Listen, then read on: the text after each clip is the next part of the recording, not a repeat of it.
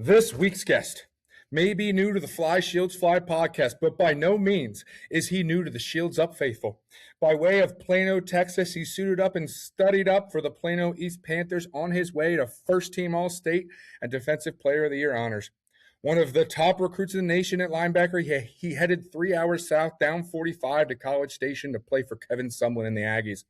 He made an immediate splash in his freshman season, recording 6 tackles for loss, poised to return and add to his impressive debut. He did suffer a setback in 2018, only to rebound better than ever in 2019, recording 73 tackles and 10.5 tackles for loss for then-coach Jimbo Fisher, capping off his college career by leading his team to a 24-21 victory over nationally ranked Oklahoma State in the Texas Bowl.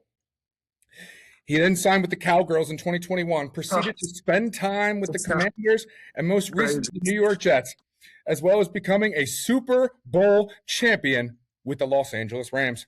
When the USFL and XFL merged to form the UFL, he was a part of the foundation of the Greg-turned-Blake Williams defensive system. He recorded 126 tackles and 11 tackles for loss in 20 games with the Defenders, culminating in being named an all-UFL linebacker in addition to bringing home the 2025 UFL Championship trophy. Well, guys, here we are. We will not sugarcoat it. We've lost a few straight, and everything is not fine. You know who else said that? The Avengers in Endgame, when faced with Thanos' army against all odds. But then, Avengers assemble! The cavalry arrived and saved the day. A Houston gambler at the start, but an OG DC defender at heart, back to remind us of our championship pedigree and restore us to our rightful place at the top of the United Football League. Mr. Hines 57, musician, linebacker, Anthony Hines III. Ooh. Hey, man, that's a killer intro, man. I couldn't have said it better myself. That's amazing, man. Big ups to He you. did that in Big ups to 2 you. breaths. It really was. Seriously. Great breath control, really. Seriously. I gotta You start know all coaching. about that. You know all about that. Billy's Yeah. dead. We'll get to that. We'll get to that. Gotta have that. For sure, for sure. Well, thank you for joining the show. Super excited to have you. Crazy career all the way back to high school, up through college, winning in college, winning a Super Bowl champion, bro. I don't think we've had a Super Bowl champion on the Fly Shields Fly podcast. So No, sir. absolute greatness. And I just want to ask you to kind of talk to us about what your moment was when you fell in love with the game. You've been playing for a long time. You've had success for a long time. You've had some crazy highs. You had the low with the injury return. For you, when was the moment when you knew you loved this game and you were special at it? Man, it was early. I was like 5 years old, and my dad's taking me to the PSA, the old rec league, to sign up for football. I'm like, yeah, let's get going. You know, I watch football every Sunday, so I was ready to get going. He brought out these little flags. I'm like, yo, what is this? Like, I'm not trying to do this. He's like, really? I'm like, no, I wanna go hit something. So we went back in there, and he signed me up for second grade tackle football. And I fell in love ever since from the Oklahoma drill, the first Oklahoma drill where I got trucked. And I got back up and was like, you know what? Like, shoot, I got to get my lick back. And from there on, I did. And I just fell in love with that part of the game, that physical nature of the game.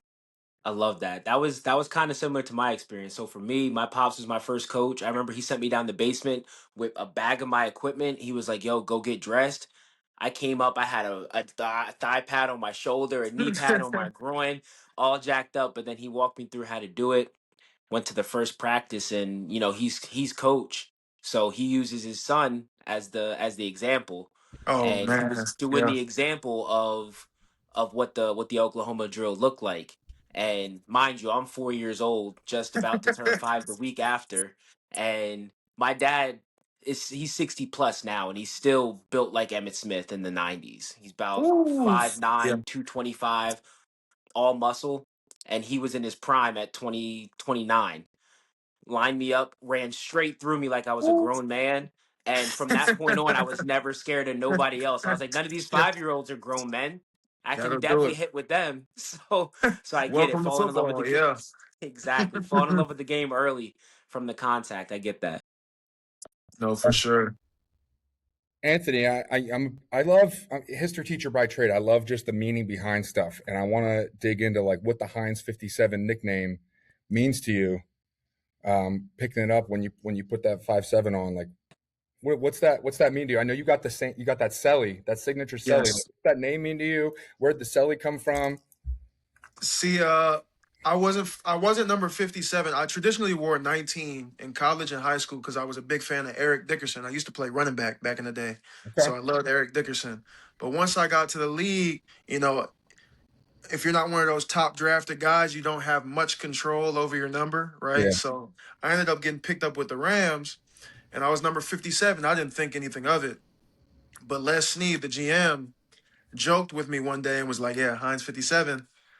And I was just like, it registered. He's like, "Yeah, you get it." I'm like, "Wow." So like that, I wouldn't have thought about it until he brought it up just jokingly about it. So I ran with it from there. Like, you know what? That's actually really cool, just from a marketing perspective, even just with the sauce. And then more recently, last year, I got kind of creative with making the celebration. I'm like, I have to do something, some sort of celebration, when I make a play that ties back to the 57 sauce. So, the idea was born there. But big shout out to Les Snead. I couldn't have done it without him. So, I gotta hit you with this, like these puzzle pieces I just put together, and I don't know if this could fall on deaf ears, but so I hear Heinz 57. I don't know. I thought maybe that was 57 ingredients. I don't know.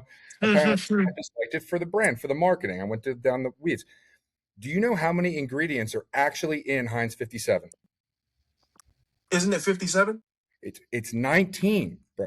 Oh, Oh, that's crazy. 19. Your number in high school and college is the actual number of ingredients that Heinz 57 Wow. has in it. Now, 18 ingredients if you count tomato paste, but 19 if you count tomato paste as, tomato and water. So anyway, Okay. isn't that Wow. crazy? Like that, like That, That's a yeah. deep cut, coach. That's a national deep treasure cut. stuff. Yeah. That I would have never known that. That's crazy. Now you know, and you'll never forget it. Core memory locked in, Anthony. No, seriously. Wow. And so you're what I call a multi hyphenate, similar to Coach Mars and myself. Um, as I was getting ready for the pod, bro, I got into to Bill is Dead. Can you just take me through the name, the artist name? Okay, Bill is dead. First off, in a sense, like you hear Bill is dead, and I think I'm gonna hear like that sounds like a killer band name in my opinion. Right. So I'm like, that's crazy. So that I like that, but then it's also like Bill's dead presidents like money. Oh Um shit. And then also, I mean, I'm just a big fan of Kill Bill too. Really love Kill Bill, the movie, both movies. And then I love the color yellow too, which kind of ties back to. So it's kind of like an all encompassing. Like I just thought it was really cool. So Such a good yeah, name, bro. And you can spit. Like you actually I feel like every rapper, every ball player wants to be a rapper, every rapper wants to be a ball player type of thing. But like you can actually spit. I I have a few appreciate you. That means favorites. a lot. I got a few favorites. I was listening to your EP Bill Can Rap.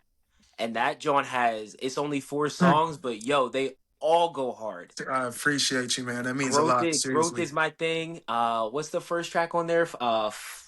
Man, what's the first one called? Um, the freestyle. Yes, Mhm. yes, that freestyle is crazy. Do you have Yeah. a favorite song that you've put out so far? My favorite song that I put out so far is actually like an older, well, not older, probably it's from 2023. It's actually a singing kind of Philly song. I just think it's my best, like, most well written song. It's called "Hurt," Mm. but it's like a kind of R&B, kind of really alternative kind of vibe. But I really like that one. That's what's up. That's what's up. How did you get into it? Like, was it just you needed a creative outlet? You realized you had a talent and you wanted to go deeper with that, or was someone like reading what you were writing and was like, "Yo, you got to put this on a beat"? What was that process like? Because playing football, you're a Super Bowl champion, bro. How you got extra time to be rapping and being Yeah. great and being actually good at it?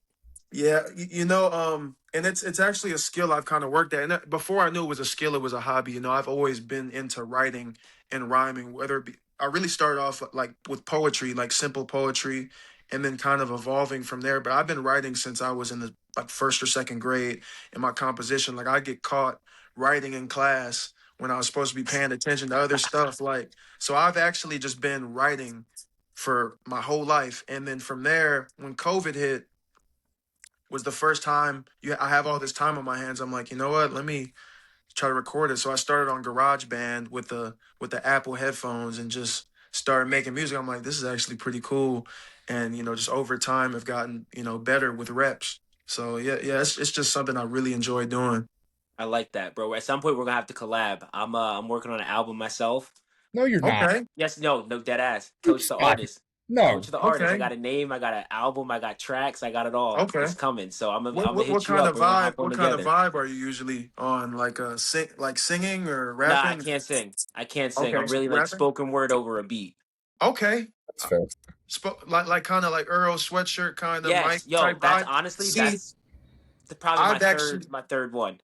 I've actually been on that wave more than ever now. So we definitely need to collab. Like Look at the specifically pot that turning type. into an album. Love Yeah, that. for sure. Anthony, do you think being musically inclined and like feeling beats and rhythms and piecing together lyrics, do you think that helps you as a linebacker? Game Um, and reading guards and back tendencies. Like, do you think that aligns? I would definitely say from a pure rhythm perspective, for sure. Because, I think the position, I mean, everything has a rhythm, but the position of linebacker definitely has like kind of a rhythm that you have to go on, from tempo of the quarterback's drop to just my movement to be able to offset, climbing guards and to be able to make a miss. I definitely think there's some carryover from there from a rhythm perspective. Okay. Yeah. I do got to ask. I mean, the reason I requested an interview, like I'm Defenders fan from day one. I miss having you on the defense. It hurts seeing you with the Gamblers. I need to ask Yeah. what that return's been like coming back into a locker room that you were in last year with the same coaches. I know obviously it's in the same building. So can you speak to that? One, like coming back into the same locker room, but also coming back into the same locker room that's probably like one elevator stop away from your old locker room. Like what's that? Yes. No, I really enjoyed my time with the Gamblers, Coach Kevin Sumlin.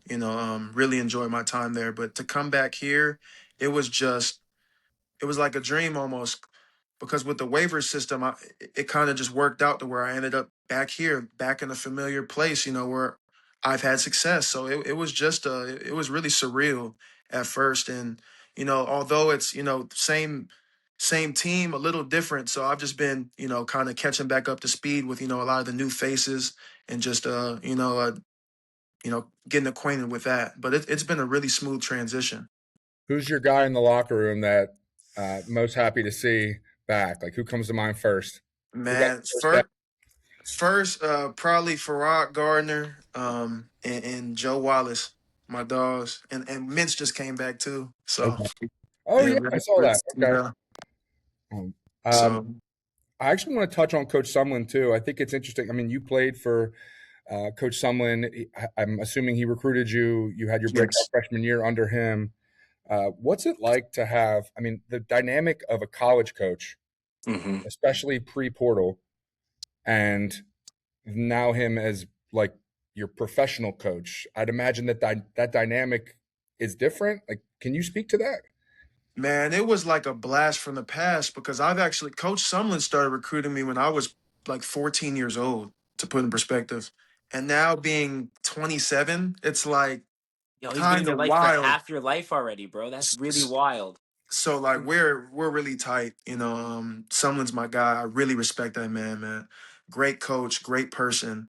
And just to obviously it was different. It wasn't like when we were in college and he was the head coach. When you're in pro ball, it's more of a shoot. We're both grown men, so it Yeah. was awesome to see that. We met again, and it was like we never missed a beat. I've known him for so long. That relationship and just having him as my coach was honestly an amazing experience. It's a very unique relationship to be. Like I said, half your life you've been around Coach Sumlin in some relationship.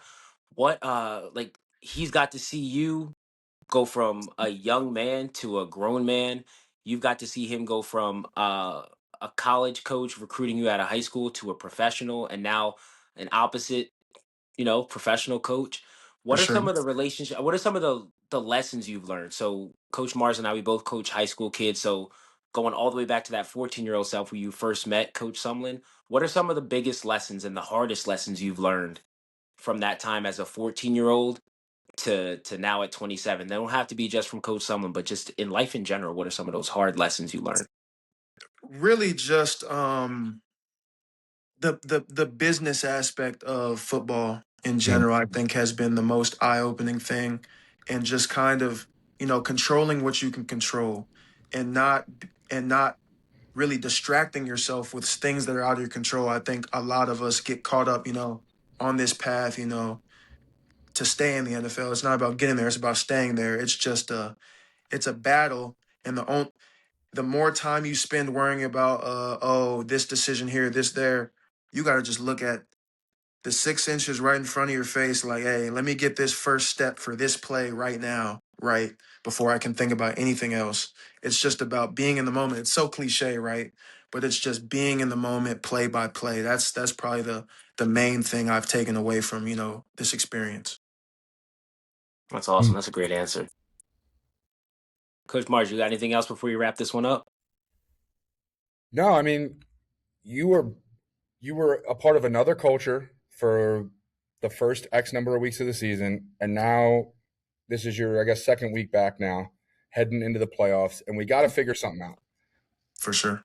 What kind of energy are you bringing to the team? What's your message to the defenders faithful? Like, what are we looking for on Sunday? Man, just us coming together and playing complementary football. Mm, You've seen highs on both sides, right? yeah. But maybe it's not necessarily in sync. One side will make a good play, the other side might come up a little bit short. And, both sides of the ball, including special teams, we have to be able to, step in, like get us, or right after a touchdown, you know how good it would be for us to go and take the ball away and score on defense. Like just playing that complementary brand of football, that the DC faithful are used to. Us getting back to that, and I think we'll like the outcome come Sunday.